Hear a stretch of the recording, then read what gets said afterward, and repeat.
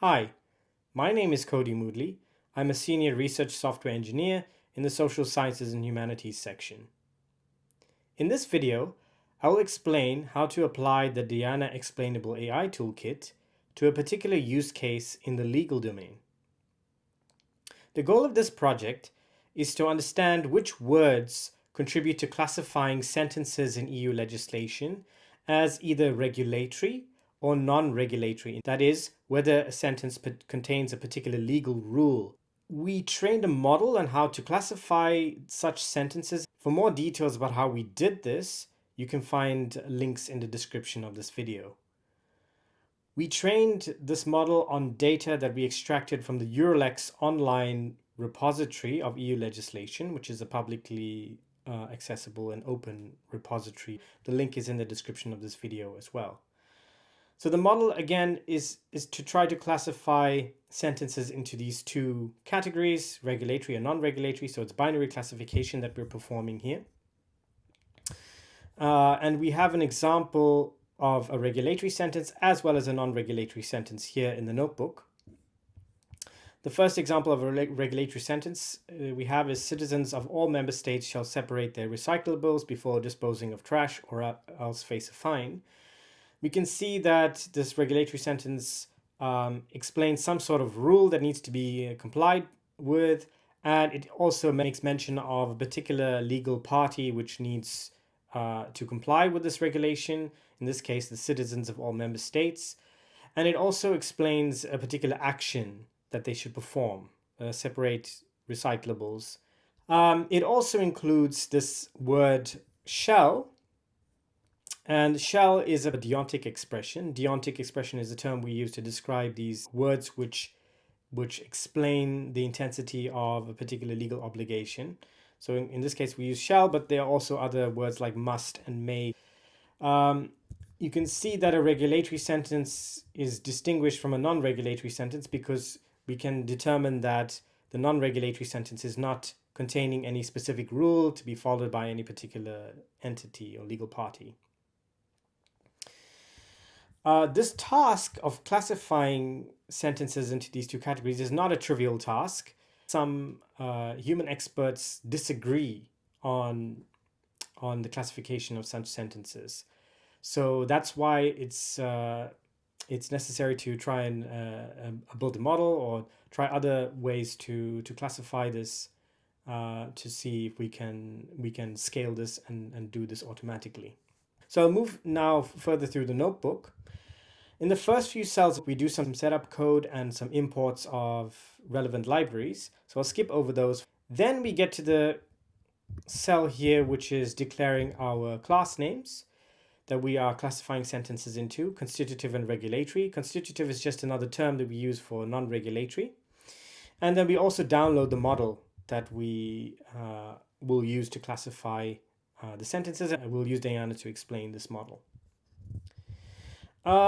We also then in cell 4 define some example sentences that we want to use to test our model, 2 constitutive sentences and 3 regulatory sentences. We then move to load and prepare the model. So the following cells just set up code to load the model, to prepare it, and to test it.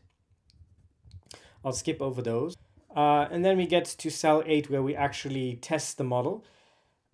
It's not strictly necessary in order to use DIANNA to test the model, but in this case we're just doing that to demonstrate, okay, that this model is actually working. It classifies sentences reasonably accurately, and we can see that after we run this code, we classify the sentences that we set up at the beginning, and we can see that the second column gives the predicted value by the model, and the third column gives the actual ground truth. And we can see that they match for these 5 example sentences. Then we come to cells 9 to 11, where we actually run DIANNA continuously on a sentence or sample sentence in order to reach a stable point. And the reason why this is required is that the particular explainable AI method that we're using within DIANNA actually contains stochastic components. So there's a non-determinism in how these methods work, and so we need to make sure that we use a large enough sample to get stable results. And that's regulated by these two variables here, number of samples and number of features. For more information about this, you can see links in the video description. Now we'll actually run the explainer on specific example sentences from our sample set. Let's start by running DIANNA on a regulatory sentence that we know to be regulatory. So we specify the label of interest, which is a proxy for the regulatory class. And then we run DIANNA on that statement and on that label of interest. And DIANNA gives back a series of attribution scores for each word in that sentence. And you can see that printed out here as a table. So you have a list of words, and in the right-hand side, you have a list of attribution scores for each word.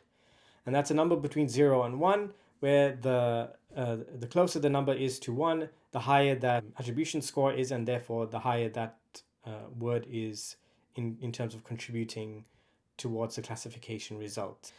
So one way to look at the results is in a table, but we can also look at that in a visual format, and we'll see that later on. But first, let's also run DIANNA on a constitutive statement as well. So here we load a constitutive statement, which is printed out on the screen, and we run very similar code to run DIANNA on that constitutive statement as well. We just changed the label of interest to 0 here, which is a proxy for constitutive statement. And we receive a similar output here, a table output of the attribution scores. Then we can visualize that table of attribution scores here as a color intensity map, where each word in the sentence is, the background of that word is highlighted by a particular intensity of color. And the more intense the color is, the higher the attribution score for that word. So we can see here that for this regulatory sentence, the words or phrases shall, inform, and states of are particularly intensely colored, and therefore it contributes most to the classification result.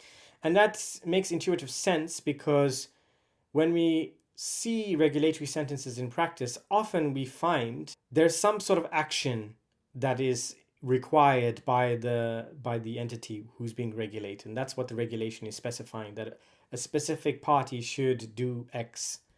And that's why we see that the action or verb here, inform, is highlighted. And it seems to be contributing to the classification as regulatory, which makes sense. And we know that every regulatory statement must have a deontic expression in it, and that's why the word shall here is highlighted more intensely. We also often find that a regulatory sentence makes mention of the particular party which is being regulated. Not always, but in most cases it seems to do that, and that's also makes sense why this model prefers to highlight these entities, like states of, which is part of member states of, right? And in this case, the member states are being regulated.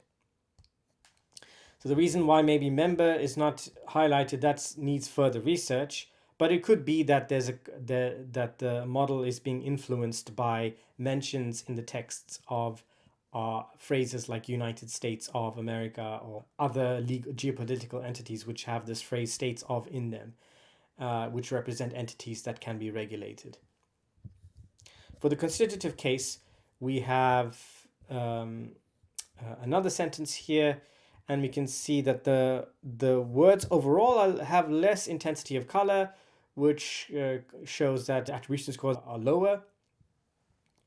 But the ones which seem to be the most intense is force on and journal of. And this is a little bit more difficult to interpret. It could make intuitive sense because some sentences in EU legislation often explain where these decisions are published. So this phrase, official journal of the European Union, is also often referred to in EU legislation in the text, but they most often occur in non-regulatory sentences. So it's basically describing context about the regulation, but not specifying the regulation itself. And that also explains why this is highlighted, because these words generally occur in constitutive statements. But again, it requires further research, but it's nice that DIANNA actually gives some sort of clue into why this model is making the classifications that it does, and that can be useful in further research. And that concludes this tutorial on applying DIANNA to the legal domain. If you want to have more information, then you can have a look at the links in the description. And thank you for watching, and we'll see you in the next one.